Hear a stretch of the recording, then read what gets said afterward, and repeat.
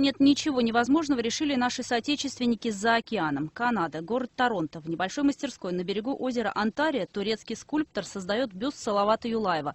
Так захотели земляки.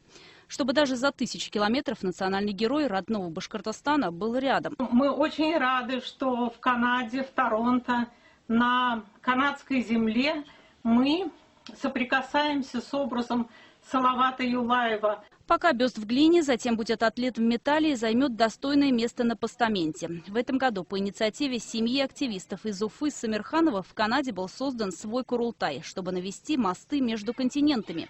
Сабантуй отныне включен в общегородские праздники Монреаля. Уфимские липы в исполнении теперь уже канадских башкир.